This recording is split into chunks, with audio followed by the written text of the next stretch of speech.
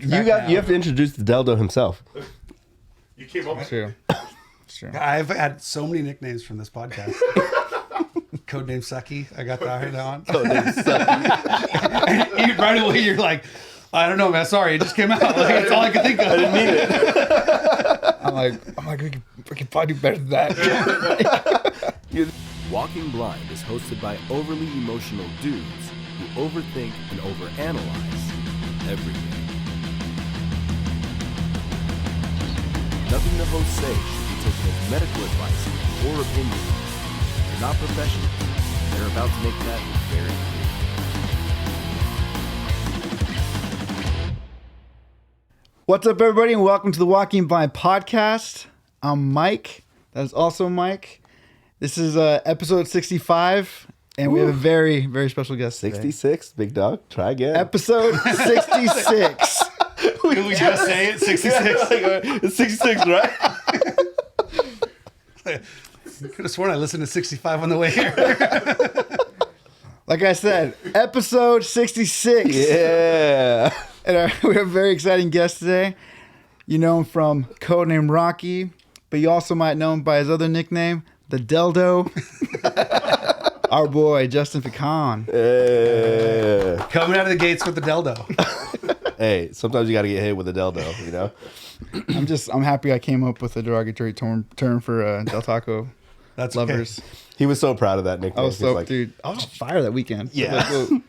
I'd be proud of that. I'm also proud of this, though.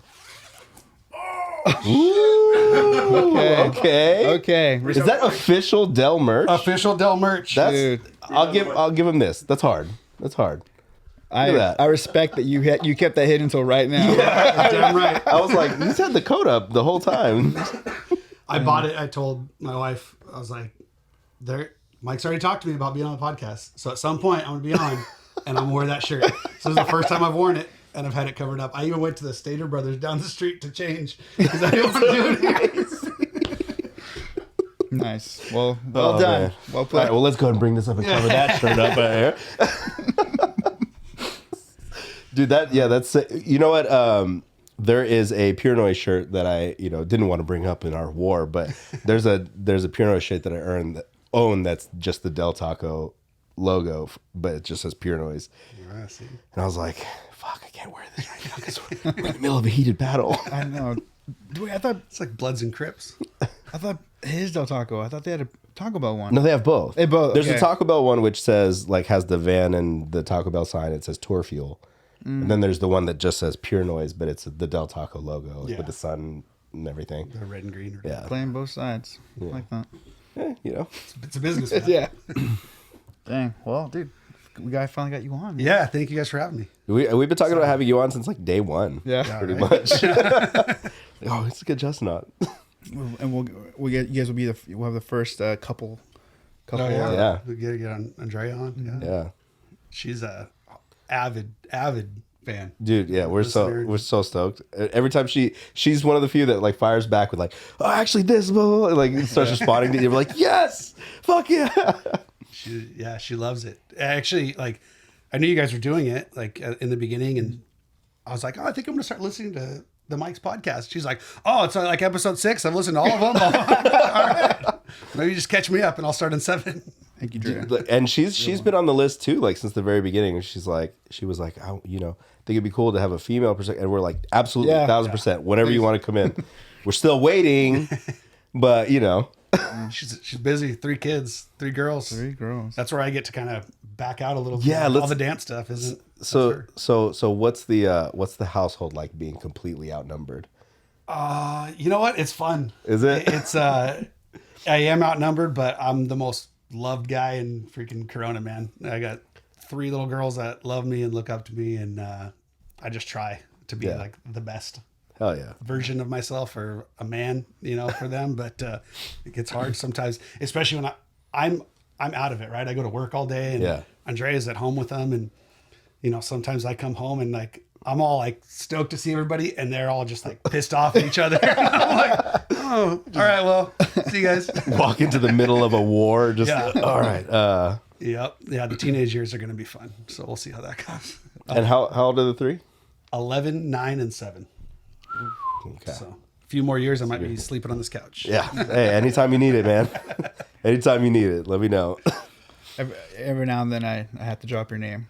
But my niece to get worked up. I'm like, Mom, Justin has 3 girls. Just remember that. Yeah. And he's still with us. He's still here. He's still here. Fighting. Ileana, my oldest, she's a big Mike Perez fan because they have the same birthday. Oh, nice. Somebody famous has her birthday. Wow. That's cool. I'm like, well, I know Mike does, but who else has? Yeah, I think the cool thing was actually last time I saw Codename Rocky play, because I wasn't able to make the barbershop show, was the show with Voodoo. Oh yeah. And seeing the whole family there, I was like, fuck, this is sick, you know? Yeah. Like, see everybody just kind of run around. Yeah, my girls are into it, especially Ileana. She's gotten really, like, we took her to Punk in the Park this year. Yeah. For the Saturday, and like she can name everybody in NoFX. That's sick. You know, and That's You've yeah, done right? a good job. You've done a good job, sir. Yeah. And she stole my Descendants zip up from me, and I was like, name 3 Descendants songs and you can have it. Yeah. And boom, boom, boom. And I was like, all right, it's yours. It's yours now. Sick. Dude, that's sick. Yeah. That's so cool. So she's been getting really into it. The younger 2 are still kind of on the fence about it. They like to see me play. And Yeah. We're here to see Dad. Yeah. And then it's, JoJo Siwa or whatever. Yeah. That's rad, though. Staying with Punk in the Park, can you tell your story about Punk in the Park? Oh yeah. my scar. Mm-hmm. A scar on my lip right here. For Punk in the Park, we were during the Vandals set, and I had Ileana on my shoulders. Some guy was pushing his way out, and he like palmed me in the chest and like pushed me, and I went back and I almost fell. Yeah. And said a couple things, and I was like, hey, man, I got a kid on my shoulders, man. And everyone around me was yelling at him like, hey, he's got a kid, like, watch what you're doing. And he just kept mouthing off, and I turned away from him. We're watching the Vandals play, and I hear something else, and I turned, and he just cold clocked me with my 11-year-old on my shoulders, and I'm falling backwards, and I hear Andrea say, I've got her. Yeah. And so at this point I'm like, oh, this shit's like, okay. going, I turned, he was gone. And everyone around was so focused on Ileana that no one knew what happened to him. He was just gone. What the fuck? And so I didn't even realize like I was bleeding, a cut, anything. And so Ileana's freaking out, and I'm like, we're cool. Like, just got a little bit of blood. We'll go rinse it out.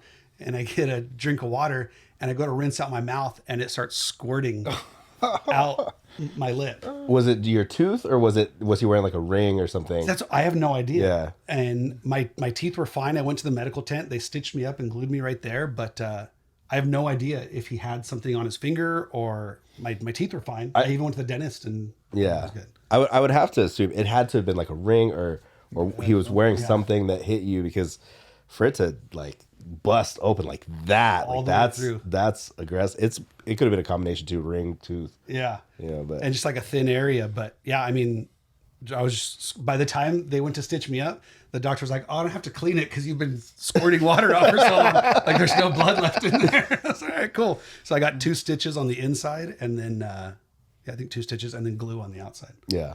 All at Punk in the Park, though. We went back and we watched Face to Face and Bad Religion. Just go back with a fucking swollen ass face. Like, Yeah, it didn't really get swollen the next day. Yeah. But it was nasty.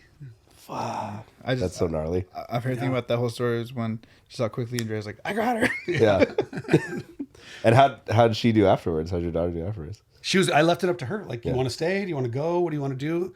And she's like, you're okay? And I'm like, yeah, I'm fine. She's like, let's stay. I'm like, all right, cool. And then at some point, like during Bad Religion, they were the last band. It just got super cold, and she's like, let's go. I'm like, all right, cool.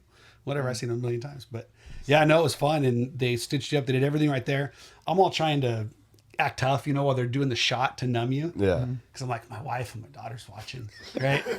So they do the shot, and I'm like, oh man, that hurt. And I look over, and they're talking to like these freaking Orange County sheriffs, like these 2 dudes.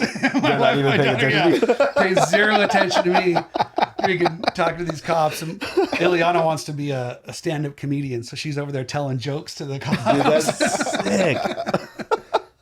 That's so rad. You're like, I'm being so brave over here. Yeah, no one's here to see it. No one cares. But so that was my Punk in the Park story. That's fucking rad. Yeah. Good times. Yeah, I'd rather you got punched, but It happens. So. Well, thanks for everybody for tuning in. That's probably the most interesting thing we're going to say today. well, before we go any further, we should do our mental health check because we will forget. especially when we have guests, we always forget. Yeah, we always forget because we get hype. Our mental health check is basically where we check in weekly to see where we're at mentally. If we're doing well, what are we doing? What kind of coping mechanisms are helping us?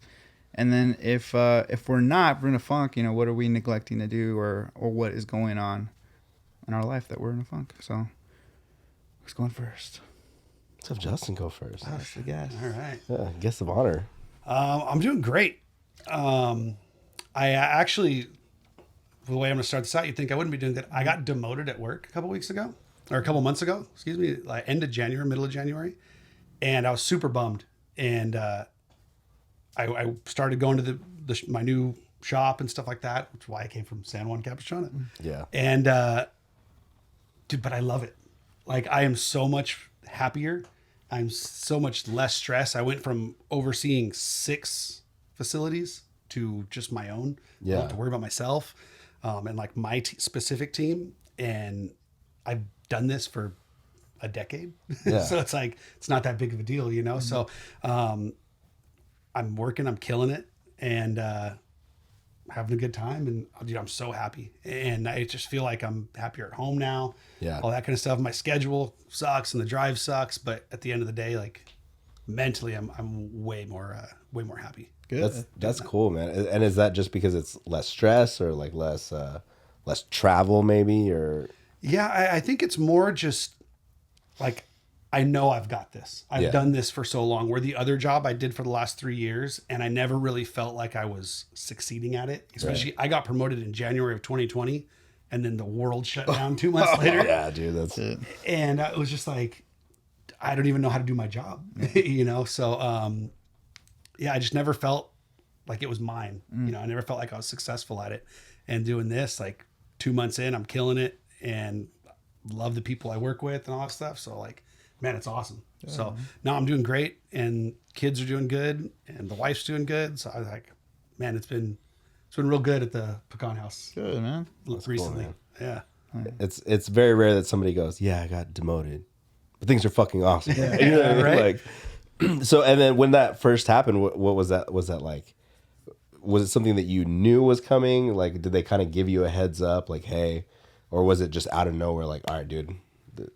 It was out of nowhere, but it was like on Tuesday, I got from my boss, like, hey, meet me and my boss, like his boss, on Friday. And like, that doesn't happen. Right. You know what I mean? So I was like, I don't think I'm going up. Like, I haven't done anything to deserve like more. So something's going to go down. And I went straight from the meeting. Andrea was at her mom's house with her, and I went straight over there. And dude, she was awesome. She's like, you're good. Like, we're good. You don't need that to be my husband or, a good dad. You know what I mean? Like, and she really, dude, she is my rock, dude. Like, she talks me off the ledge. Yeah. She, she's like, we got this. Don't even worry about it. And then, so I went home and was like, felt sorry for myself for the rest of the day. Like, while everyone's gone, I'm by myself. And then the girls came home, and I was like, you know what? She's right, dude. Like, they don't see me any different, and that's all that matters. Yeah. So and then I went into it with that attitude of like, you know what? I'm just gonna go in there. I'm gonna kick ass, and that's it, and just be happy. And I am. Dude. Yeah, it's been awesome. Yeah, Jesse tearing up over there. Yeah. Thug tears. Damn, that's rad. So yeah, Mike, you follow that.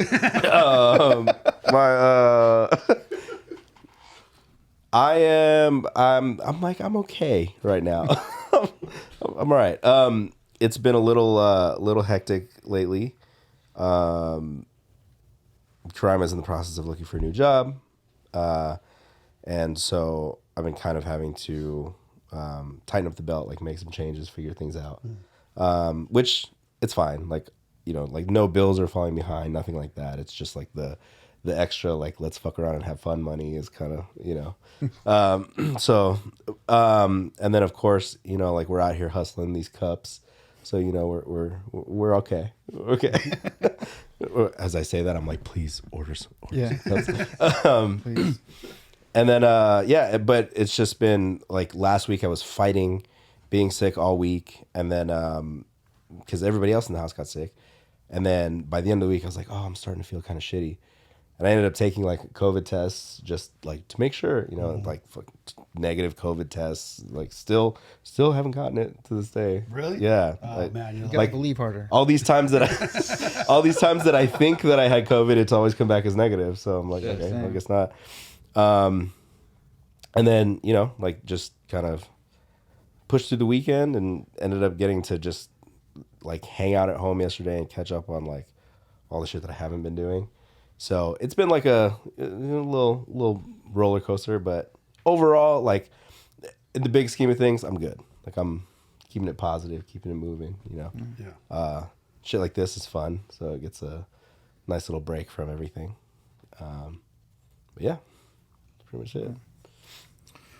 I'm doing well. I feel like last week was like busy for me, but it was like fun, like easy. It was like easy busy. Like I'm starting to get the hang of making shorts for the for the podcast, which it takes time for me. And then I decided on my own basically to start making like lyric videos to post for Instagram for No Bragging Rights, just to kind of build, I don't know, try to build momentum for these shows in April. And then I like today, the guys from No Bragging, this is the first time I'm announcing this, but like I have a YouTube page now for the No Bragging Rights, and I'm making one for, I think Burn State has one, but I'm You gonna guys make just now made a No Bragging Rights YouTube page? No, we have one, but it's like the last video we posted was from like 9 years ago. So, because all our videos that released are they're pure noise, or like or someone else released the music video. videos. Mm-hmm. But you guys' old tour videos and stuff like that, those live on a channel, right? Yeah, but they can live on that channel. They can live there. All right. I just made a new page that's going to be mostly shorts promoting what's coming up. Okay. Like weekly kind of thing, and You have the Australia tour. Mm-hmm. That's cool. yeah. And so I want to get more active with that, and then I got some stuff that I got planned for, because Burner State, I think we have our own YouTube channel, so I have ideas for shorts for that too when that album drops and stuff. So I'm just trying. I'm gonna have like little things that keep me busy. I'm starting to get like a little schedule to do things finally, like show notes. Like I actually have show notes like consistently now, like the last couple of weeks, and so I think I'm good. You've grown up. I know. So proud. It sounds grown up, but like it's like it's like little kid things. Like I'm short of like giving myself like stars for shit that I do and like achieving when I'm supposed to do something. Dude, I'll put a board in this corner over here. Give you gold stars. Yeah. Mike did 10 shorts this week. Yeah. Like a little potty chart. Yeah. It's but dude, you know what you should do for Burner State, for the Burner State Shorts channel, and then TM Walking Blind on this. Mm-hmm. We should do like you remember you play Tony Hawk and you get to select your skater and you do they'd be sitting there posing. We should do that before all of Ty's show outfits. Ooh. Right, and then just rotate through, and then it'll be like, oh, here's this week's show outfit, and then post videos from the show. Dude, he's got. That's pretty rad. It's been a long time, because I feel like as adults, someone will have like cool shoes or a jacket. Yeah. You can be like, oh, it's cool.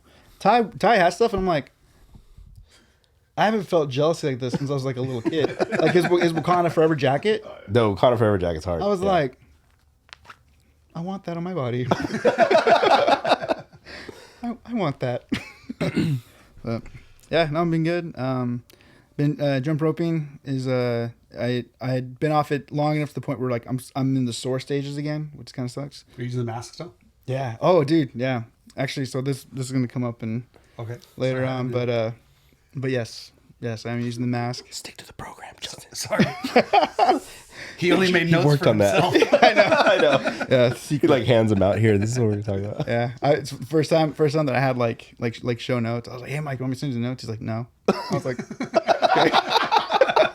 Well, because like I don't want to sit here and read like, okay, here's what's coming next. Like, just hit me with it, dude. Let's go. I was like, all right, fair. So yeah, I'm doing well. I think it's the good kind of busy, and it's all exciting. It's all heading somewhere.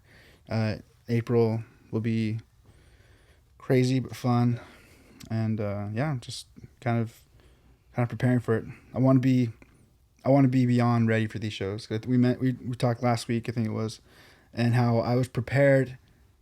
I prepared myself so that I was like ready to play the shows, and I was good vocally. I felt okay. I felt okay during the shows and stuff, but it wasn't until after those shows, like the next day, like we had our last show on Sunday. On Monday, I was like in tour mode, and I was like ready. I was like, fuck, this is how I would have liked to have come in to this. So I'm gonna try to get myself there for these shows. The good thing is at least like after your weekend, like the chain weekend and Vegas weekend, then you go straight into tour pretty much. Yeah. Right. So there's not that much of a gap. Yeah. So it should be easy to kind of maintain through that. I hope so. Yeah. I owe Sydney. So when we our first time going out there was 2 or 3 nights where we did a matinee under 18 show, and then the 18 over show. So 2 sets, which is pretty rough. The first set, my voice was already gone. Ooh. Like not gone in the sense that like normally gone for me, I can get away with, because if my notes aren't necessarily there, I can at least like screech enough on some of my high ones, and then just go into screaming anyway, and I can get it. Nothing was coming out, no screams, nothing. So I was like relying on like the one dude to like knew our songs, like every now and then be like, come here, player. But so yeah, that was in Sydney, the place in Australia, and The place you needed to bring your A game. completely shit the bed. So I don't know what I'm gonna do. I'm on a mission to like redeem myself. So for all our Sydney listeners, if you came to that show and you were disappointed with Mike, I was disappointed in me too. he's gonna at least attempt to make it up to you. No promises though. Yeah. Well, I have some questions for you, All right. for you, Justin. I can't see that far, so you don't have to hide them from me. I know, I can barely. I think he dropped his phone and just played it off really well. All right. So first couple questions will be band related questions. All right. So, for anyone who doesn't know, you are the vocalist for Codename Rocky. Yep. But you are not the original vocalist. Correct. And so my question is, what was the most difficult part about coming into an already established band? Was it, was it learning the songs? Was it the dynamic? Because from what I've known you in your bands, maybe aside from Knockout, I've always known you as point guy. Mm-hmm. Like you're the things go through you. Right. So in that sense, like what was it like going into a band that was already established? It was different, but I enjoyed it. I enjoyed not being the point guy for once, Yeah. Nice. And you're right. In Knockout, I wasn't. Everything went through Jared, and that's where I got my first taste of like, I can just show up and play. Like this is cool. So when Codename came about, that was the big, thing was, okay, I'm not that. All I have to do is learn the songs. But I've been a fan since I was 13. I've known a lot of those guys since then, all the original guys. And so I actually DM'd Dan, the original singer and guitar player, like, hey man, they're asking me to do this. Like, are you, I wanted to like the Godfather's blessing. Yeah. And he was like, hell yeah, man. Like he was so pumped that it was like me of all people. And Cool. he knew me for so long and stuff like that. So it really wasn't a question of like learning the songs. It was just like, okay, I knew the guys outside of the band, but you guys are both in bands, like way different when it's time to get to work. you know? And that I would say that's been the hardest part because we work different, but like, we had that EP that came out last year. We worked different, but the end product sounded like Codename Rocky, but a whole different Codename Rocky. Newer. It didn't sound like, the old Codename Rocky, which I'm super proud of. I'm proud that we got to keep kind of the sound without, losing all that, but still, changed because we're different. It's a different guitar player. I'm obviously a different voice. Dan, the original singer, sings so much higher than me. That was the hard part, was there's certain songs we just can't do because I can't do it.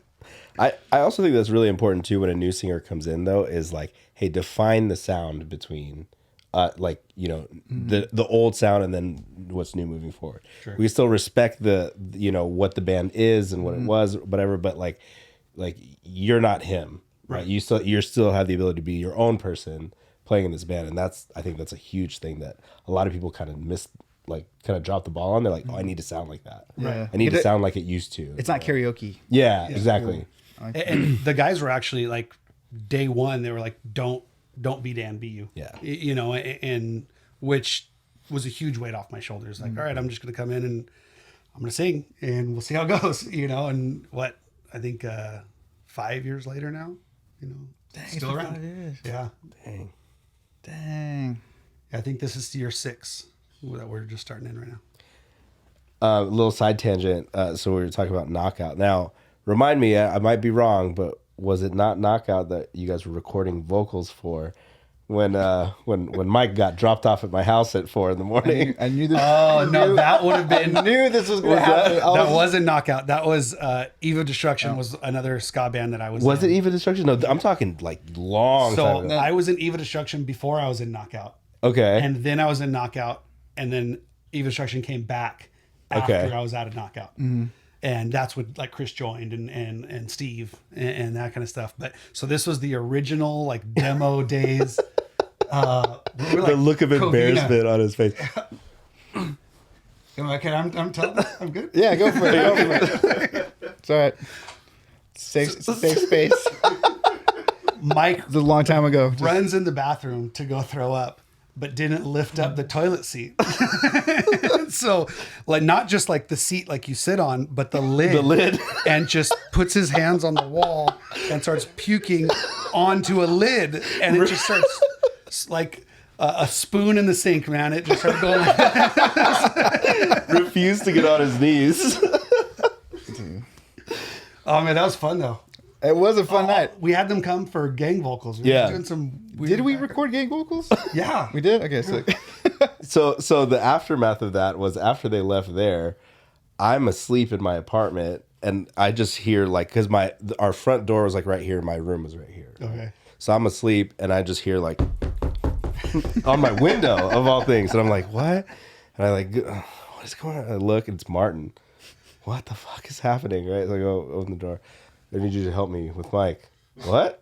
Go downstairs. Mike's in the passenger seat of the car with a bag that he just decides that he wants on his face. So we're like, no, don't do that. And he's like he's using it as a blanket, but like trying to cover his face. Like, no, don't do that. And then Martin, like, we're like, hey, can we bring him upstairs? I'm like, and do what? You just bring him upstairs. So we just put him on the couch, and poor Mike, like, clueless, right? Like, I just put a trash can next to the couch, like made sure that he wasn't going to suffocate himself with this plastic bag. And then I went back to sleep. He wakes up the next morning and he like, you know, you wake up in a new place and you're just lost, right? Yeah. He woke up and like was just so confused. And then he's looking at me like not saying anything, not really saying much. I'm like, you okay? And he's like, You weren't there last night. how did I get here? There's some pieces missing. And I don't remember what happened after that. I don't remember if like we ate or, you know, you ended up getting a ride home because Martin left you there. That's awesome. Martin went home. And this is like 10 years ago. Yeah, this was a probably. long time ago. Oh, way more than that, actually. It had to have been Like more than that. 15. Yeah, because Ileana's 11. I wasn't even married then. This was probably like what, 2007? Probably The around tail there, end of yeah. 2007. And all this time, and there's a whole side of the story that I'm just now hearing. That's awesome. I never knew about your house afterwards. Yeah. Yeah. Oh man, it's good times. And then like I'm like the next day, we're all piecing the story together, and they're just like, Mike gets on his knees for nobody. I just remember Mike like always had a drink in his hand, and then the studio had, remember that big bottle of Johnny Walker? I remember that. It, honest, it's like It was so big that it was on like a little rocker, and you just turned it from the bottom To and poured pour? it. Yeah. Oh shit. And so Mike was hitting that, and he just kept telling me like, NPR doesn't have this much fun recording. Oh man. Like, yeah, man, So glad you're good. having a good time. NPR so serious. Oh man, so that's that. Yeah, like 15 years ago. Yeah, it's gotta be. Gotta be at least. Yeah, because Andrea and I were together, but we weren't definitely no weren't kids married. yet. Yeah. We've been together 16 years, so it's probably like right around those early days. It's good times, wild times. It was like, can we do guest vocals? We'll have pizza and beer. Rad. We'll be there. Wake up in Riverside the next morning, like, what the Yeah. Yeah, no, that was fun. I have those recordings. The group vocals came out great. There wasn't one voice trailing off. Well, it was good because part of it was supposed to sound like a bar, like chant type thing, and so we did like 10 tracks of like 5 drunk assholes. Just like, I think we did 1 track of just us clinking our glasses together. That's amazing. Yeah, studio magic. Yeah. Came out good. It was authentic. Yeah, that's right. It's the real deal. All right, we can go back to your list, Mike. All right. That threw me off a little bit. So, and then, mental health podcast. So,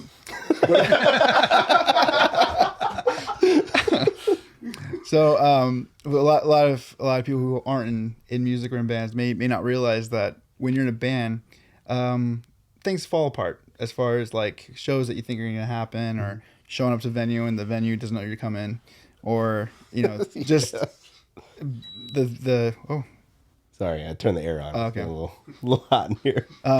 that it's from me. It's from my embarrassment of my. Mike's embarrassment is radiating this way. If he wasn't so brown, he'd be red. It's a reflection of my shirt.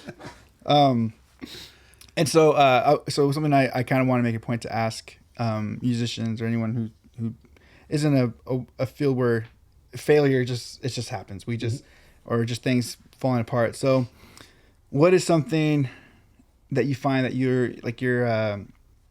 how do you do to handle like bad news? Like what's been and this could be, I guess, for anything professionally, or like how do you deal with disappointment or That's a good one.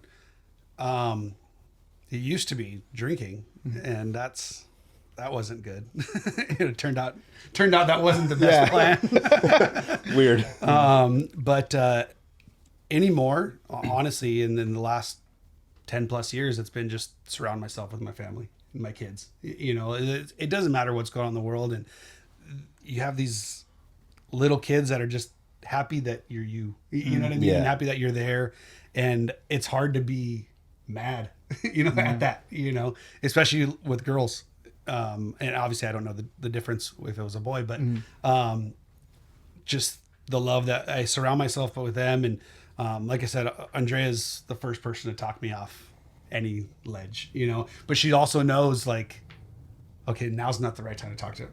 Like, cause I'll snap at her and she knows like, I don't mean it. It's not meant for you. Yeah. Exactly. So, that's awesome. She just knows like, I'm gonna let you punch yourself out real quick. Exactly. And I can come in. And I'll just pick up the pieces. But no, really, it's just family. Surround myself with family and just loved ones doing something like this. You know what I mean? Like long day at work, and it wasn't an overly stressful day, but all day I was like, I'm gonna go hang out with the boys tonight. Yeah. BS on and just have fun. So it's just even when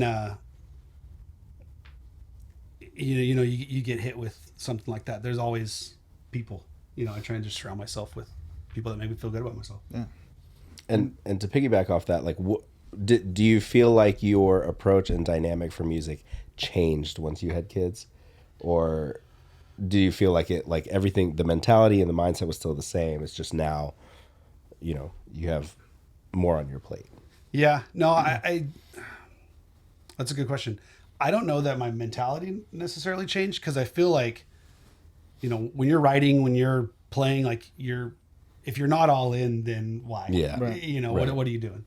And you're not helping yourself. It's not fair, dude. I'm in a ska band. There's 7 more people besides me. Yeah.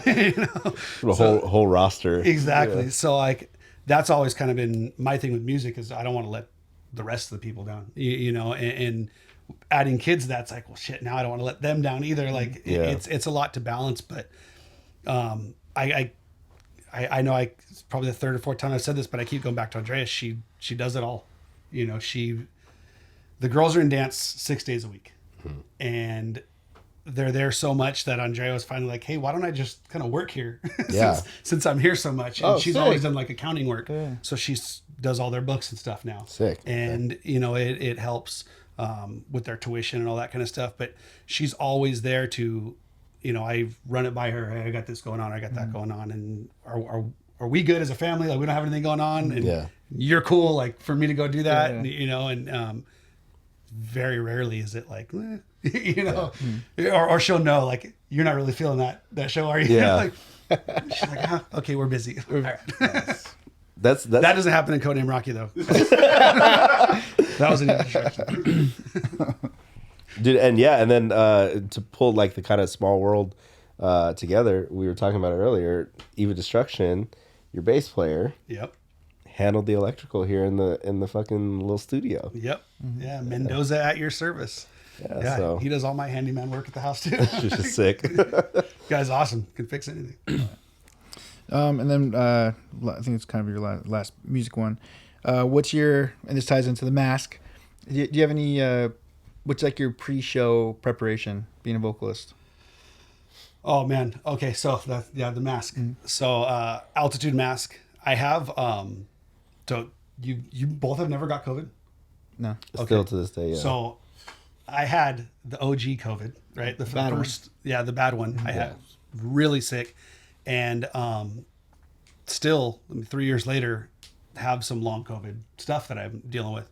Not as bad as it was, but I had like early signs of arthritis in my hips before COVID, and the COVID just like pushed it like full blown arthritis. So I can't. I say all that to say this: I can't run. I can't do all that kind of stuff for long periods of time. It's like, what can I do to build like lung capacity? So I bought the altitude mask and an elliptical, and I can do it for like 10, 15 minutes. But with that mask on, it's like running for half hour, 40 minutes. Yeah. So I do that. I make a playlist on my phone of whatever our set list is going to be. And that's pretty much what I listen to like the week of the show, make sure I'm not forgetting any words, especially if we're like mixing a new song that we haven't done in a while.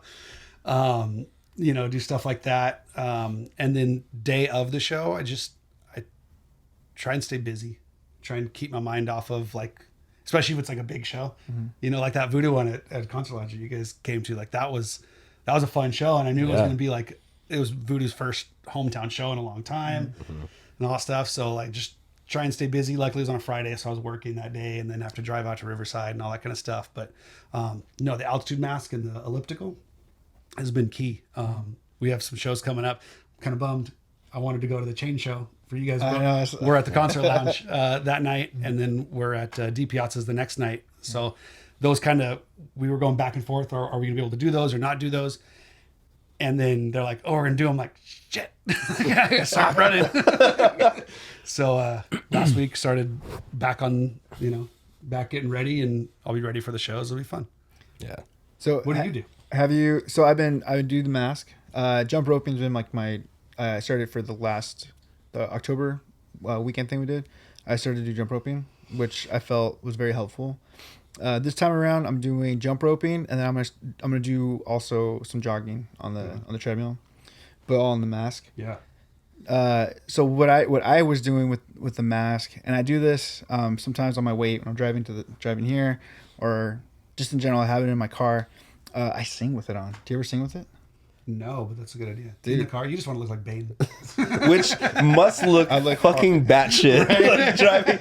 I look cool as fuck. Because I have one of those masks too, and he was like, "Yeah, just sing in your car with it." I was like, "It's a little different for you and for me because like you're actually singing." Yeah. I'm but like people don't know that screaming at fucking traffic next to me. You know what I love about it is especially like I'll even do whatever we talk about on the show. I walk around my the island in my kitchen, just in the mask. You walk the island. I walk the island. We walk the island. And I'll be walking it, and as I'm walking it, I'll do like scales or warm ups, and I love it because it muffles everything, so it's not loud. I'm not like interrupting people, and I like that it forces you to take those quick breaths, which like is, and as you do it too with fast lyrics, it's like you have to be able to take it in, and I feel like when you have the elevation mask and you sing with it, it really helps you take in those like quick, strong breaths. So, yeah, if you haven't tried singing with it, I would try it. Feels weird, but it's. What about you? Because you're not as like full time singing, so it's got to be. How are you doing to show shape? I shit the bed in October. I would 1,000%. I will. By the time we hit like the Alma, I was dead already. Like and I think Mike knew this. I was literally having like a panic attack before we went on stage, and because I was like, the first night. Okay, so a little kind of to backpedal a little bit. Spokane like ripped, but I was so emotional because my dog had died literally right before the set that I just fucking like threw all my training out the window, right? And I just like let everything go. And then I knew that night I was like, I fucked myself. Like I just completely fucked myself. So then it was just like literally just a mission to just survive for the next few days. Yeah. But like I was just like, you know what? Like normally I'm like, I have the treadmill in the garage. I'm on the treadmill. I'll jump rope. I got an elevation mask like a week before those shows and started, like, because I used to box in one of those, and that was like you're on the verge of passing out. Yeah. And then so like pretty much for me, I kind of do like it's a little bit harder because because the bands that I've played in are all like straight screaming stuff. But I used to follow like the Outcast method, right? Like you get out there and you just rap your verses, and like you run and rap your verses, or you jump rope and rap your verses, like just so that you get to a point where it comes so fluidly that you're not even thinking about it. But I didn't give myself enough time to do that because I was like, I got this. It's it's only been 10 years since we like hit the road for a few days. But yeah, I think now I'm more kind of like conscious and aware of it, and but same thing, like jump roping, running, and just trying to like even just like talk out verses of the songs. Yeah.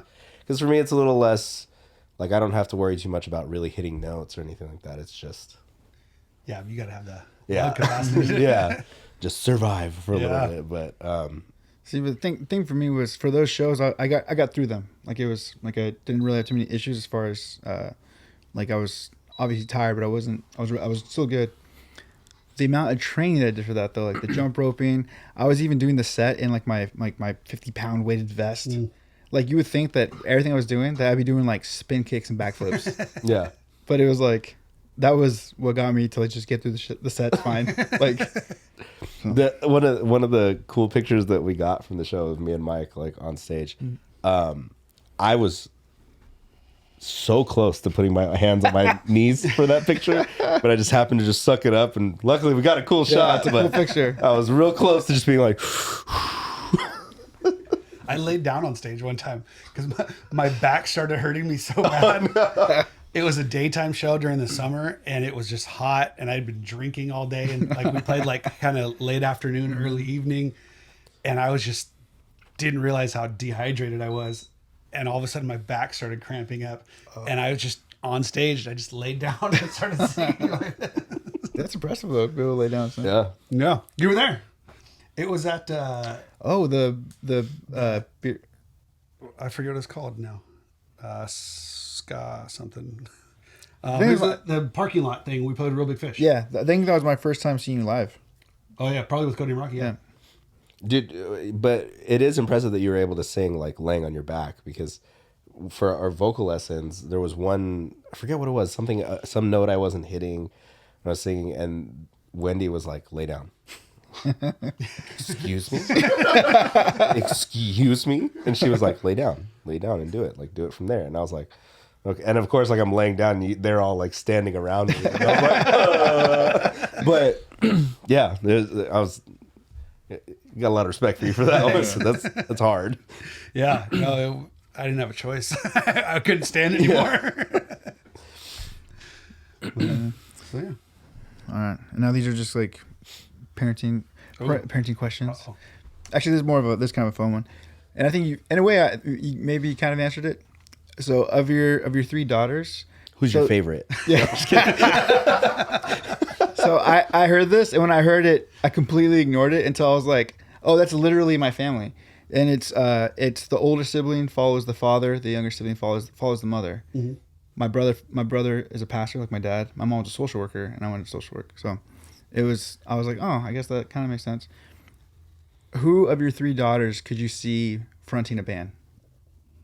Oh man, that's hard because Ileana right now is the kind of the main performer, right? She does her solos and stuff like that. The other girls they're working towards their solos with dance and stuff. But the 2 younger girls take vocal lessons every Saturday. Oh, cool. So, shit. and I cannot stop them from singing around the house, either one of them. So that's a tough one because I could honestly like make an argument for all of them to front a band. What if they start a band? All of them. So we call them P3, right? Picon 3.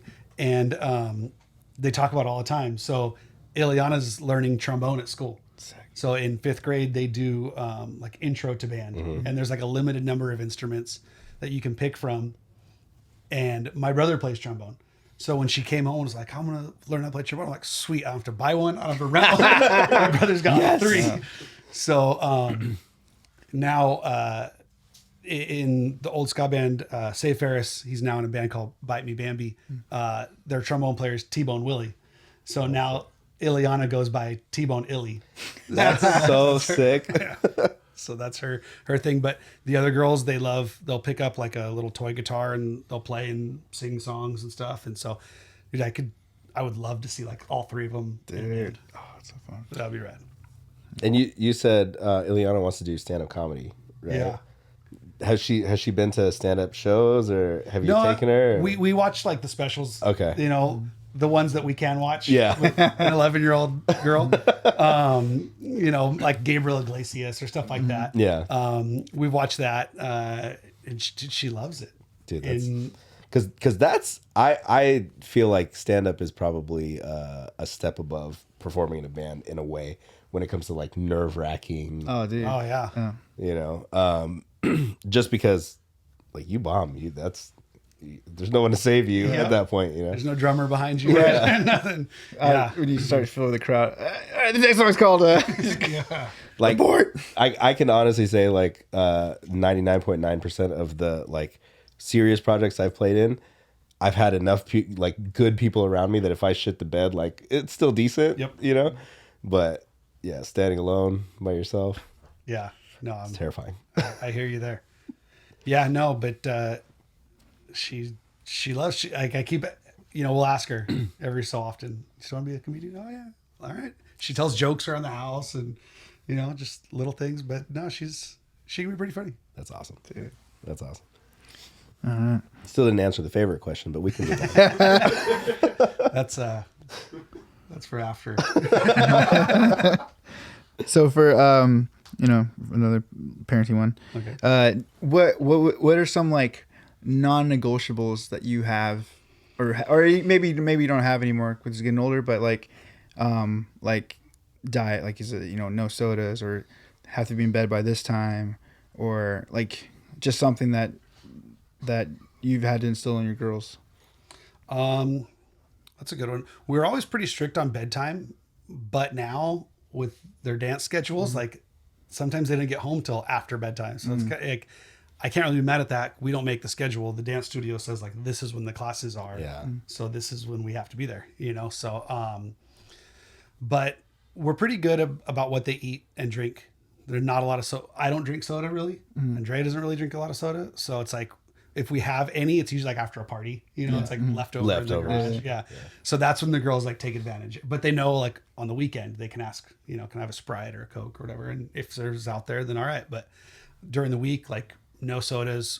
We do as many home cooked meals, during the weekdays as possible. And, it's hard to have like an actual sit down family meal because of their dance schedules. So we usually try and make like Sundays, sit around the table. I call it soundtrack Sundays. I'll put a vinyl on and we'll listen to it front to back during dinner. It's kind of sick. Background music. Yeah. Oh, yeah. And I just want them to enjoy music. You know, I mean, music was always a big part of my life. My dad's a guitar player. My dad's always played in bands. My mom loves music. She wanted to name me Robert because Robert Plant is her favorite from Led Zeppelin. So I'm glad I'm not. My father-in-law's name is Robert. My brother-in-law's name is Robert. So kind of worked out better.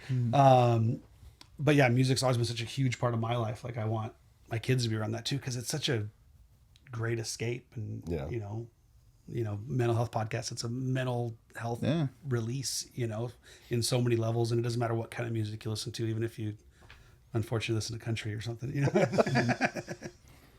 Hey man, there's some bangers out there. Okay.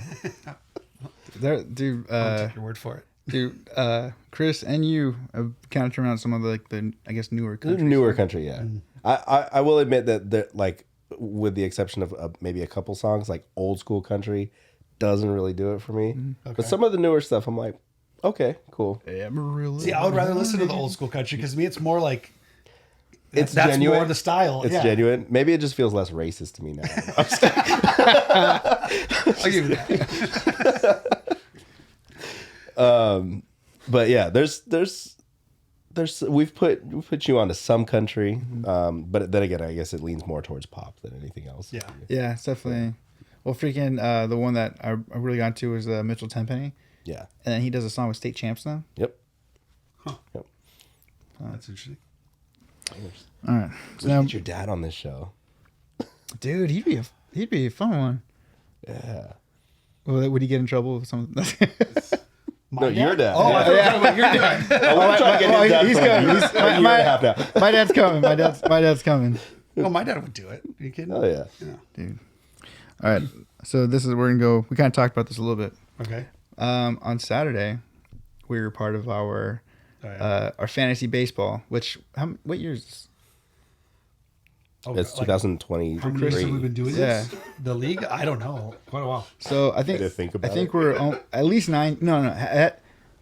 I think we've probably done the 10-year mark. At least for me being in it, because I won in 2014. He did. He sent us a picture of him. Who drafted your team, Mike? The Lord. the Lord. Mike wasn't even at the draft. The computer just auto drafted for him. When it's happened a couple times, and my excuse was Chris would always like I was touring, my schedule's set, and so like Chris would be like, "Hey, we're gonna do it this time." I'm like, I'm playing that night, or like, can we do it early? And he's like, "No, we'll do it at 7." I'm like, the show is full swing at 7, or whatever. I can't do this. Yeah, whatever. Yeah, no, no biggie. Yeah, so that was 2014, and I think I won it maybe the 3rd year we did it. So maybe we've been doing it longer, 11 years. Yeah, it's been a while for sure. I was pretty happy that that Chris changed the format this year because I won last year, and in order to win, I traded away like my first 5 picks for this coming year, and then Chris was like, "Oh, we're gonna change everything and reset and blah blah." I was like, "That's a great idea, dude." Yeah, this was our first time doing an auction draft. Yeah, it was tough. Which it was tough. I feel we were talking about it and how you went in kind of unprepared, and probably did about basically how I did, super prepared, or at least prepared in my own way. I spent hours trying to understand what the hell is an auction draft, how does it work, strategies to it, and all the strategies I learned kind of went out the window with how everybody was making bidding in the first round. I set a good scale. I was like, I'm not gonna spend more than 50, and then like everyone at the gates like 55, like 53, like all these like crazy numbers, and I'm like all the top players are getting taken out. How much you spend for Mike Trout, Mike? It was a steal. No. So they had Mike Trout, like I think his average cost was between, it was like 30 to like 35 or something. Yeah, something like that. I paid 59. And would have been way less. It would have been way less. if Justin didn't jump in the mix over. Dude, I knew Mike wanted Mike Trout. He always wants Mike Trout. Always. So he wasn't even on my like radar for wanting him. So every time Mike would bid, I would just bid an extra $1. I could feel it. But I don't. He's not in front of me. I can't be like, Justin, stop. I know what you're doing. And I was telling Andrea I was doing it while I was doing it. And she's like, well, what happens if like he stops? Like, well, then I get my trout. Like it's not the end of the world. You know? It's not the worst thing that could happen. He hit $59. I was like, I'm not paying $60. And that's what I said too. But then also, I was so pot committed at that point. And like, and he wasn't even like, he was like pretty down the line. Like we had seen like pretty much a lot of the big names were already taken off the board. And I was surprised. Like, fuck, dude. So to be fair, if he's not injured, it's a great pick. Absolutely. Yeah. Right? Oh, dude, I will always, and especially this year, I imagine stolen bases for everyone is going to go up. Yep. So I imagine Trout stealing bases again this year with the bases are bigger now too, and only pitch 2 clock pickoff attempts. only 2 pickoff attempts, pitch clock. Which sidebar I haven't asked you or either of you, I guess, how you feel about the pitch clock. I feel like I'm going to like it. Right now, it's just right now it's more of like a funny thing to see. Yeah, because it's like almost, everybody looks so awkward with it. Yeah, because you know the pitchers that hate it. Mm-hmm. Batters, I'm sure don't like it either. But the pitcher, I mean, you're going off of your last pitch. Yeah, you can't just be like, oh, I'm going to throw for this batter. I'm going to just throw 2 changeups, a fastball. It's like no, like wherever that pitch was, then your next pitch has to be set up to whatever that last one was, Right. and so to have to go through that quickly. Yeah. The only thing I like about it is the batters that will step out, they didn't even swing the bat and they're adjusting their gloves, they're adjusting their elbow guard. It's like you didn't do anything. Yeah. Like, just get back in the box and let's see. But that's gonna fuck a lot of people's rituals up though. Oh yeah, dude. A lot Imagine of Nomar Garcia Para. Oh yeah. He would have been like, nope. Yeah, he did like the whole everything. Sign of Jesus. Yeah. He just kind of did everything. Ended with Wakanda forever. Yeah.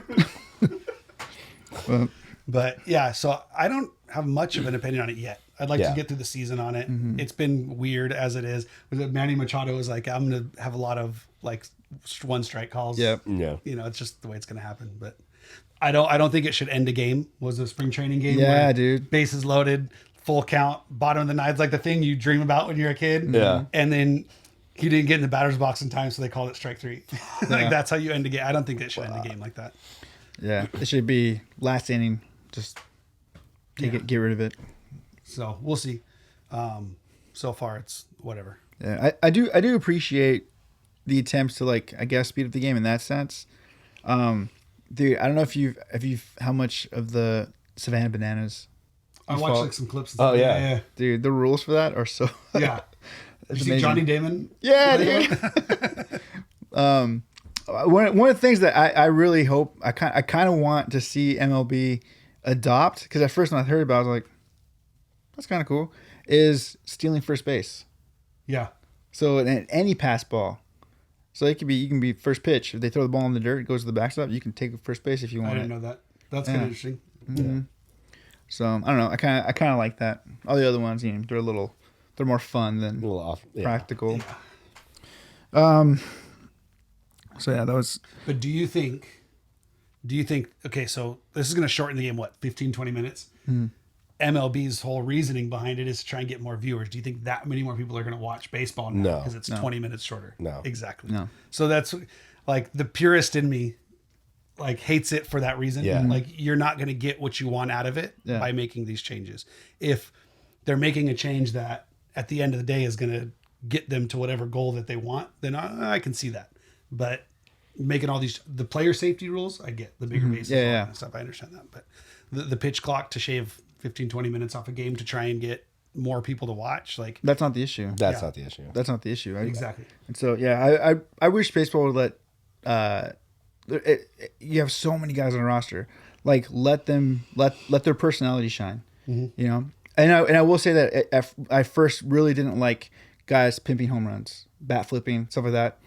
I was kind of like, oh, that's a bummer, man. You're showing up the pitcher. Now, you know what? These guys are throwing like 100 plus, like on the regular. You hit a ball out, do cartwheels. Yeah, whatever you want. Yep. Do whatever you want, man. I'm the exact same way. I hated it. I'm like, you know what?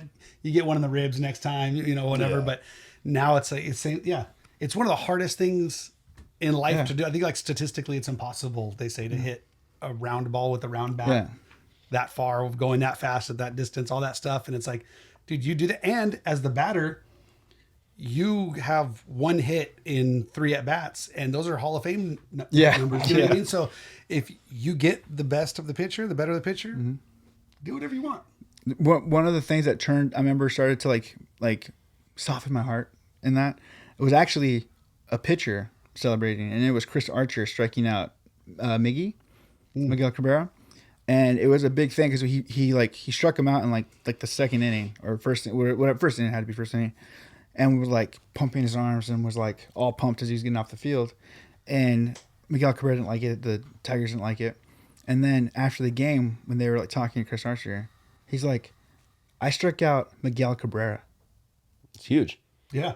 Yeah. Like he's like, I'm 20 years old, whatever. He was like, I struck out Miguel Cabrera, and I think that kind of everyone was like, Yeah. Oh yeah. It's not so bad. yeah. And so I remember, like, for me, that was like my first time being like, that is kind of, Yeah. I'd imagine that's got to be kind of an amazing feeling. If you strike out Trout, you should be able to like. This is a stop, big like, deal. Everyone coming home. Everyone I want coming. everyone picking me up on their shoulders. Middle of the game. They did that initiative, the Let the Kids Play thing a couple years ago, where like the commercial and all the top trout and bets and all this, and let the kids play.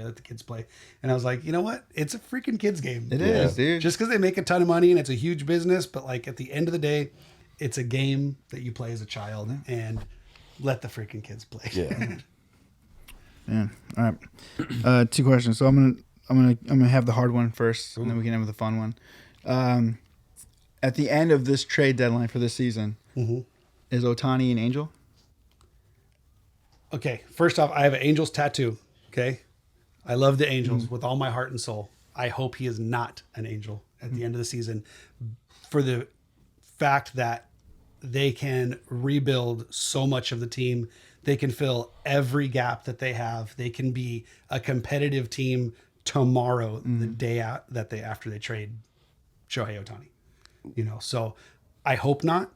The fact that Artie Moreno kept the team, I have no faith in much of anything anymore. So as a fan, with him staying, that really got to me. But before we started the show, you did kind of say something like, if Ohtani goes, we need to clean out somebody's Absolutely. fucking like farm system. Absolutely. And my whole heart hates the Dodgers. That's exactly where I want them to go. They have the number one farm system in baseball, and you could get everybody and wipe out that whole team, and they get better. So good for them, whatever. But the Angels, get head and shoulders better. Yeah. It's destroy and rebuild. My only fear is that, like, I'd even trade Trout and Ohtani if it meant Angels were competent enough to get back the right pieces. Right. I'm just scared that we won't get the right pieces for them. That's why I say I don't have much faith with Moreno keeping the team. That, even a trade's going to happen. I would be so disappointed if the season ends, he's still on the team and goes somewhere else. We just lost every opportunity to kind of exploit his talent. If you can't win it or use it to win championships, use it to rebuild your damn team. Yep. So with Moreno, I don't think that, I don't know that's going to, I would love to be confident and be like, this is what we're going to do this year. But I'd love to know the real reason of why he didn't sell. I have no idea. There was people, the guy who owns the Golden State Warriors. Yeah. He's an Orange County guy, tried to buy the Dodgers and got outbid by the Magic Johnson group. Like, he wants a Southern California baseball team. He bought the Warriors, and 2 years later, they started winning championships. He went to Catella High School in Anaheim. I was so pumped. And then he said he was going to keep it. Yeah, I'm kind of curious why. Yeah. Was it that the numbers weren't looking right? Was it that is there something else happening behind the scenes that we don't know? That's the weird thing, yeah. Because for them to be it came from one day to the next, just going we've decided that we're not going to sell. You're like, wait, what? Yeah. Huh. Okay. That was probably the hardest baseball news for the Angels that I had in a while. Even more than when Trout got hurt, and I was like, that stung more. I'm like, I remember getting the notification on my phone and going, oh fuck, I gotta text Mike about this. And I went to go text you, and then I got pulled for something for work, and I was like, fuck, okay. And then I just never came back to it. But no, I was probably not in a good place at that moment. Disappointing. I was trying to do a mental health check on my homie. Yeah, exactly. On a happier note, what's your favorite baseball movie? I think that's harder than the first question. God, because there's so many like, just Like what kind of like? There's like the kind of more serious ones, Yeah. and like the fun. like, dude, like the Sandlot is a yeah. classic. Sandlot's a classic. Chris and I bumped into what's his name, the Great Hambino. I can't remember his character's name. The catcher. I don't know his real name, but I don't know his real name either, but I can't remember his character Porter? name. Porter. Yeah. We bumped into Porter and the kid who had, and this is coming from me, he had the big ears. And then at the end, he always wore like the old school LA Angels hat. Yeah. We saw those two guys at an Angel game one time. We got pictures So with them and sick. stuff. Which yeah. sidebar? Did you ever see their NFL dance thing that they were doing? Like the dances for the different theme songs for NFL based on the nights of the week. I'll pull it up and find it for you. Yeah. But, yeah, That's it was, rad. It was good. But yeah, we bumped into those guys at an Angel game and they were super cool. Took pictures with us and stuff, and so that was cool. I mean, Sandlot for our age. Yeah. you know, Yeah. we all want to be Benny the Jet. yeah, 100%. I want to be Benny The the Jet. PF Flyers, you know. Outrun the dog. I mean, just everything. I was more probably Smalls than Benny, but I identified with Benny, even though I didn't have speed or his courage. Oh yeah, there you go. It's all based on the theme music for each network's like football stuff. oh, that's awesome. Dude. I gotta send me that. I gotta put the clip in here. Dude, that's good. Man, you know, I hate to say this, but one of my favorite movies is Fever Pitch. I've never seen Fever Pitch. Who? That's It's Jimmy Fallon. yeah, Jimmy. Drew I don't like Barrymore. Jimmy Fallon. I can't do Jimmy. Oh, then you won't like it. Yeah. I just think it's good because it's the whole like it's just funny how he like has to break it to Drew Barrymore he's dating because they meet and then it's going well, and then it's coming into baseball season and he has to tell her like, hey, like I'm a Red Sox fan, and she's like, I know, I've seen the Yankee toilet paper. He's like, no, like I'm like a really big Red Sox fan, and so like I don't know, like part of me like identified with caring about something so much that it ruins everything else in your life, you know. But yeah, Fever Pitch. Okay. if you ever get bored, man, You're not gonna say that. What was the one where like Freddie Prinze Jr. I was just thinking, what was the name of that fucking Freddie Prinze Jr. movie? Summer Ball, Summer League. Summer something? Yeah. Summer something. That one was pretty bad. It was real bad. Didn't see that one. It was real bad, but But that's what I thought of when you were saying Fever Pitch. What about you? it's got to be Sandlot. Yeah. Right. Yeah. I mean, I'm just- sure that there's like there's a place in everyone's heart for like Field of Dreams. Yeah. Field of Dreams. But I think The Major League it's a movies. time- Yeah, the Major League movies are I amazing. think it's like you said, like I think we were all really young for Major League, but we still Yeah. to remember that. Right. Sandlot was our movie, and then They also were like our age. You know? Summer yeah, Catch. and rookie Catch. rookie of the year. Rookie of the was Year. a great one. Yeah. Rookie of the Year had a special place in my heart because you know the whole thing as a kid breaks his arm, right?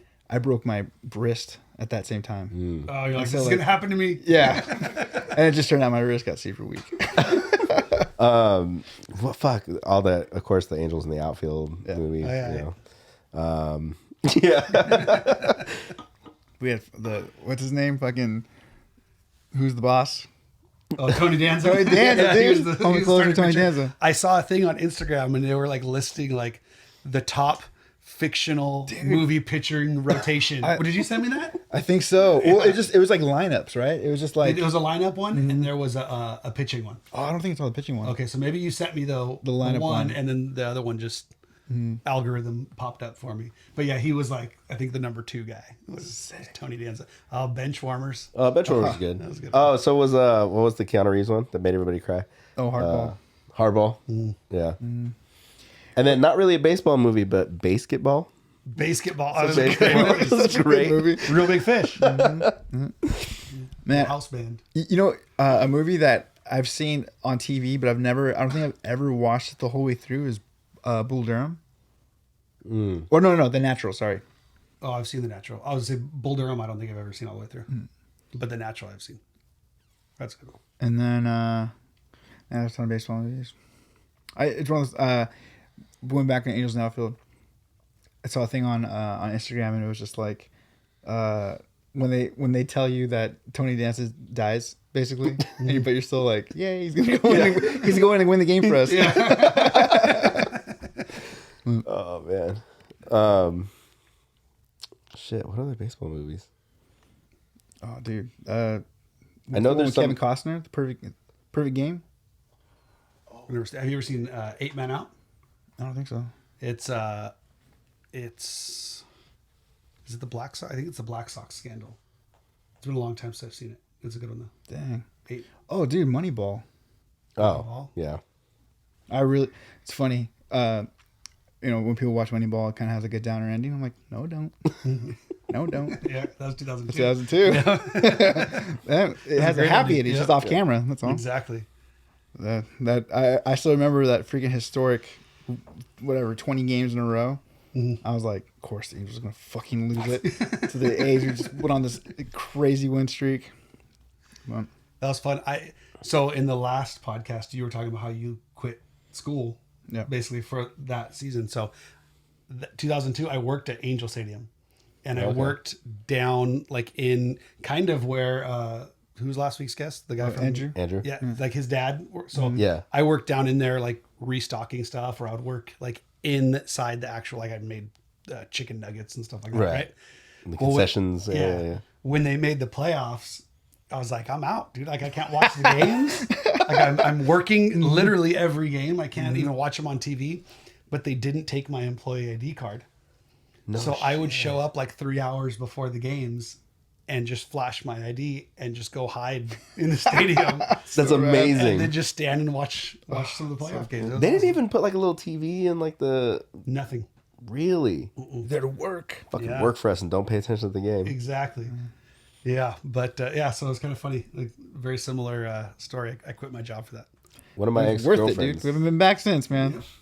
One of my ex-girlfriend's sister was an angel girl. Oh, yeah? Amy's sister. Oh, yeah, Alicia. Yeah. That's right. Yeah, I forgot that they even have those, for baseball. Hockey, too. Yeah. Mm-hmm. One of the funny... It's not... Sorry. You want to reword this? I got to think I got to word this. Pedal that back? Yeah. I mean, it's funny, but... Okay, so we're at a game and we're like in the upper deck. I want to say we were there like with my brother's church, at Angel game, and a lady falls down the stairs. It's not funny, but she falls down the stairs. Up there, like, yeah, dude. Yeah. They just get more narrow and narrow. Yeah. And so she fell, and so of course we're like get help, and so the and it's like super serious, like super quiet. Everyone's like, dang, she fell hard. And so the medics come up, and one of the medics is my buddy Corky. And so Corky's running by, and I'm like, it's Corky! And our whole section's like, yeah! We're all like cheering for Corky, and he's just kind of like, hey, what's up, guys? It's like, oh yeah, save this life. But anyway, that's my... Do you remember going to the Angel game for Chris's birthday with Martin? Yeah. When Martin started throwing up in the stall on his hands and knees in an Angel Stadium stall. Wet concrete floors. This was, I don't think it was the trough days. It had to have been after that. There was no troughs, but it was still pretty gross.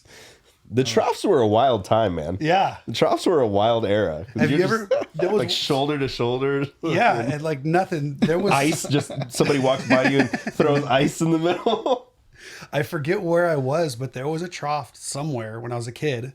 I vividly remember it, maybe like 7 or 8 years old. And it was a circular in the middle trough. of the room. Yes. And it was everyone's just standing around it, just hanging out pee. And you're staring, like you can't look anywhere else. Yep. I've tried to tell people about this and nobody believes me. I'm like, no, for real. Like it's just a big like silver fucking trough in the middle with ice, and people just stand around it, and all you can do is look each other in the eyes. Yeah. Because if you look down, you're looking at dicks, right? Yeah. So you're just like, the whole time. or looking at you want to see into a man's soul. It's a vulnerable time, man. All bad. All bad. I don't know whose At least as a kid, I wasn't like that insecure. I was like little enough to where it didn't really matter. Like I don't know if I want to do that now. But you're not you're like barely tall enough to get there, or like as a kid you like touch the edge of it and you're like trying to like let me get balance. See, and how would you feel like, okay, being our age and there's like a kid across from you? Yeah, like that would be fucking. Yeah, weird. there's no way. Can't do it. There's no winning. No, you can't even look in his eyes at that point. Yeah. I heard a funny thing where I think it was an Angel game, or maybe it was King's game. No, it was Angel game. The small little urinal. This guy was peeing next to it, and his buddies were like, "Fucking pedo." I was like, "That's just now." So now I will never pee next. Yeah, dude. Yeah. Yeah. There it is. Yep. My favorite is stripper pole in the middle. My favorite is the you know that's illegal, right? What? Grown man holding a little man's dick. Grown man holding a child's penis. Nice. What else you got, Mike? Man, I mean, as far as my hard hitting questions, that's pretty much all it was for that. My other ones are, I feel like we kind of went through. Yeah, I don't know. Misconceptions about what it's like being a dad of 3 girls, what people assume and get right or wrong. You know what? Okay, and this is probably a good topic for a mental health podcast. Every person that either I just meet or when they find out that I'm a dad of 3, everyone's like, so when are you gonna have a boy? You gonna have a boy? Like it's some sort of like I'm not man until I have boy, until I'm must have male seed. Yeah, exactly. And it's at first it used to like kind of piss me off, and not in like a oh I wish I had a son kind of way, but like why do you care? Yeah, you know what I mean. Like so I would at first I'd kind of like joke back, oh well 3 strikes you're out. You know what I mean? Like sorry, and now I just kind of give it back. I'm like, well, what do you mean? Yeah, like I try to make them feel uncomfortable. Ooh. You know what I mean? Like, oh, so when are you gonna have a boy? Well, why do I need a boy? Like, what do you mean? Yeah. You know, tell me where this is coming from. You know what I mean? So, that's always been like a big thing, being a dad of 3 girls. I thought about that. Yeah, it's always I get that question a lot, and it's at this point it's cool. You know, I did I ever wish, you know, when she was pregnant, was I like, oh, I hope it's a boy? Like, of course, dude, I'm a guy, you know, but, like talking about earlier, how different all 3 of them are and stuff. Like there's a little boy in each one of them. You know what I mean?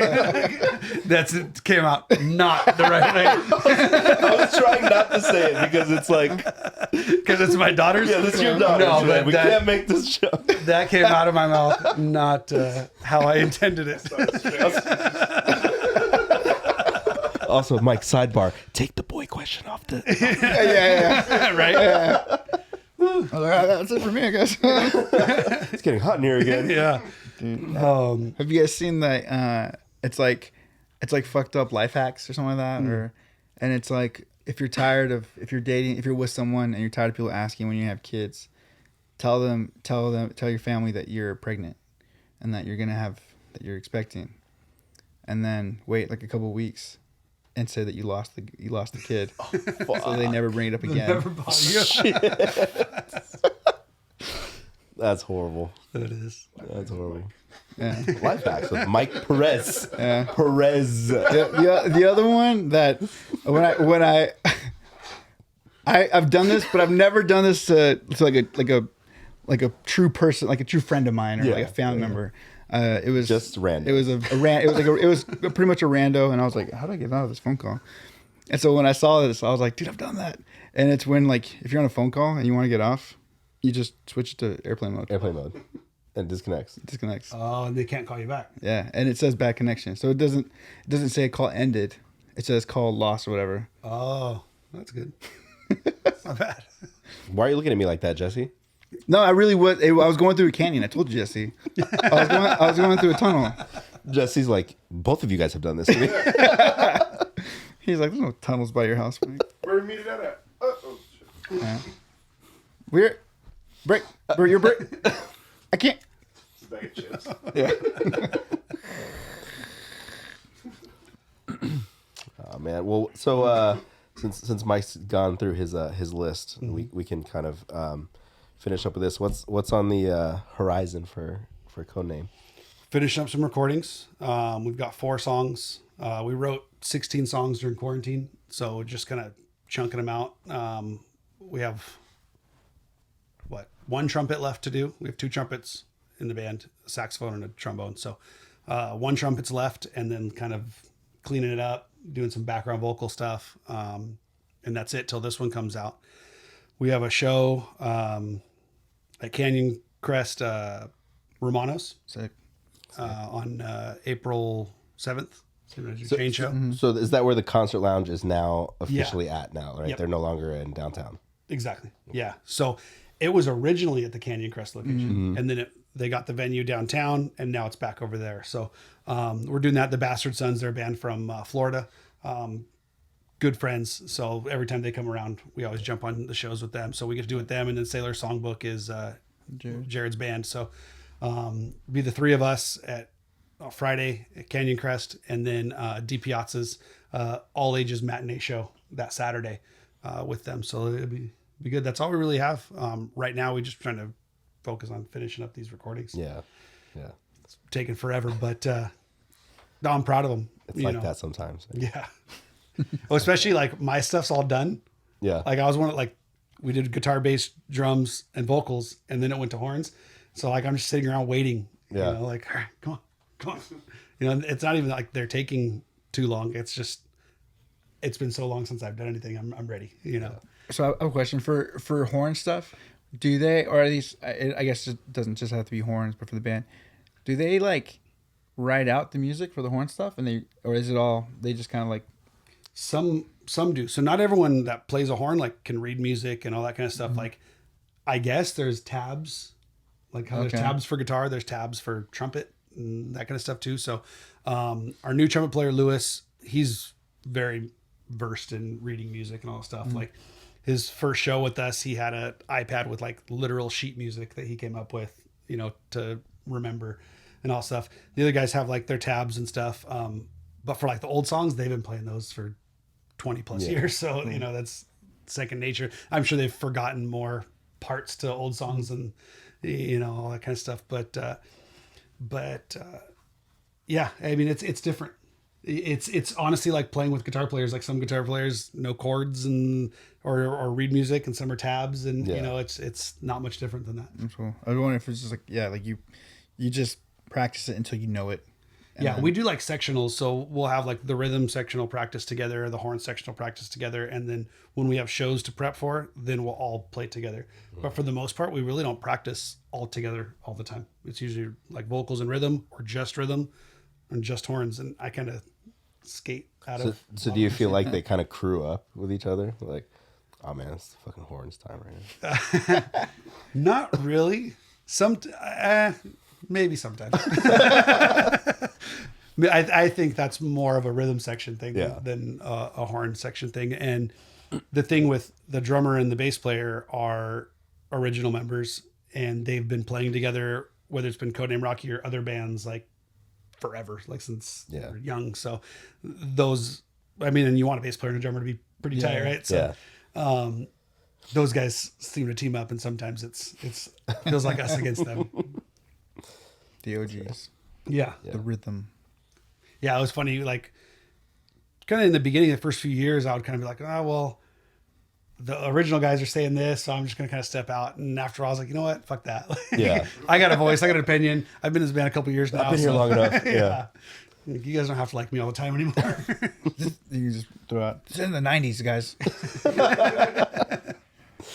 I think my first time seeing Codename Rocky was at Dave's California Skate. Where was that? It's in Riverside. It was Is that Roller City 2000, the same place? No, it was less nice than Roller City 2001. Wow. Yeah. I didn't know that could be. Yeah. It was I remember there were shows there first, and then Roller City started doing shows. Mm-hmm. So I think Roller City heard about Dave's California Skate doing stuff. Are there still roller or skating rinks? Is one Grand orange. Terrace? Is Grand Terrace skate still open? I think so, but the Riverside ones are gone. Yeah. Now they're just an ice skating rink. There's Holiday Skate in Orange by my parents' house. There's the hockey rink in Corona. Oh yeah, Off the 91 right there, and we rented out yeah. like a space for Brooke's birthday party one time. They roller skated. Oh, really? We actually, funny story. Brooke wanted to go ice skating for her birthday. I think she was like gonna be 5 or 6 or something, and so we're like, oh, there's this skating rink right there. We thought it was an ice rink. When it was a roller rink. Yeah, because we see like the Ducks logo out there, so that was ice. Well, we show up, like we have our kids all bundled up to like be on the ice, dude.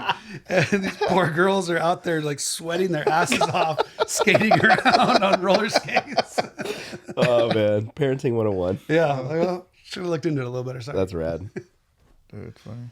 Grandparents' skating rink is open still. Sick. There you go. That's right. Skating. That's where I began my roller hockey career. Grant Harris. Yeah, I was like 12 or something, and we won like our little season, and then I think we won like another tournament type thing, and then we got to play at the pond, but the Honda Center now, whatever, but for roller hockey.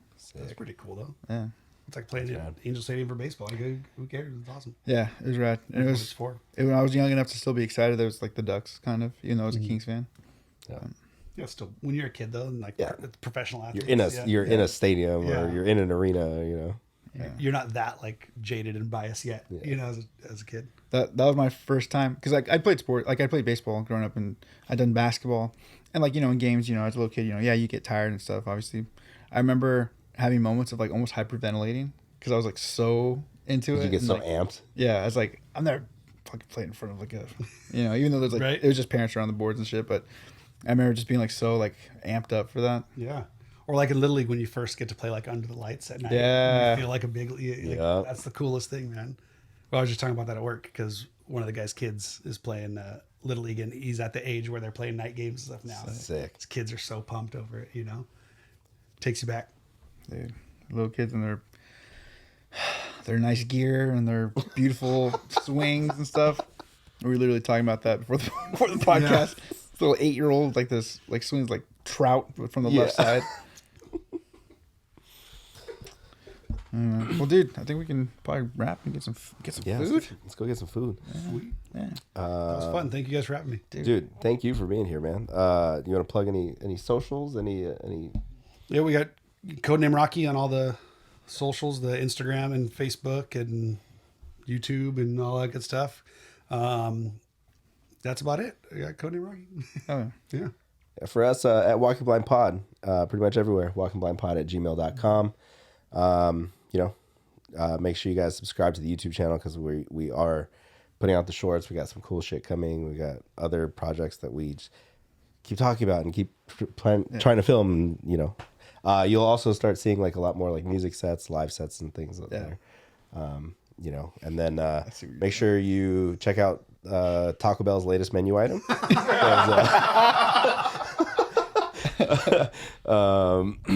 One day we're gonna get at least a free taco voucher from Taco Bell, whatever it takes. or like a cease and desist, like they're making us look bad. Like you guys are embarrassing at this point.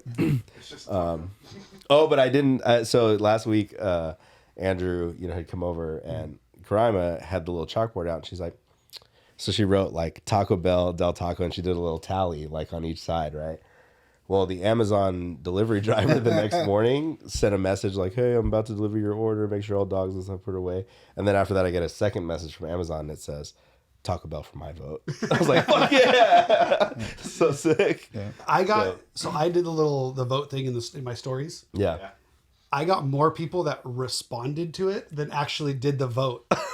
And I don't know, maybe it's like, because I grew up in Orange County. Mm-hmm. I don't know if it's maybe like Del Taco's maybe more like an Orange County thing. I don't know. But everyone that I got responded is like, who the hell says Taco Bell? And I'm like, thank you. I will say this, like the diehard California, born and raised, like it's always gonna be Del Taco, right? I think so. Like it's just a Del Taco thing. But then once you start expanding anywhere past like the West Coast, people are like, "Oh, well, fucking Taco Bell." It's like In-N-Out and Whataburger. Yeah.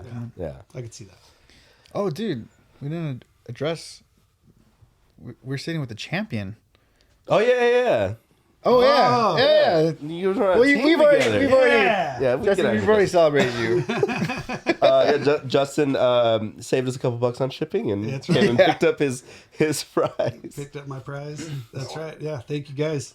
Go Chiefs. I'm not even a Chiefs fan, but that's Hey, that's what I got. So the way it works around these parts, you know. Went from a loser to the grand winner. yeah, because I lost. And then right back to a dildo. That's right. It all comes full circle. I got Chargers was my first one. Yeah. That didn't end very well. It looked really good in the beginning, and then after halftime, Dude, I was starting to believe in my Bills, dude. Why? Because they look good, man. I started to believe. I got all in this. Whatever. I was gonna say I got a lot of YouTube channels that were New York / Bills oriented. Which, dude, football. My goodness, the coverage for it. oh yeah, Like everything. There's like an offensive channel. Anyway, so I kind of forgot to like unfollow them. And so I keep getting like Bills like these hot notifications takes on like New York teams. I'm like, I don't give a fuck about this. all it is how every New York team is how it's like, oh, yeah, we're gonna get Trout in 3 years and we're gonna get Ohtani this year. I'm like, sure. On that note, Yeah. we love you guys. We'll see you guys soon. Peace. Running back again!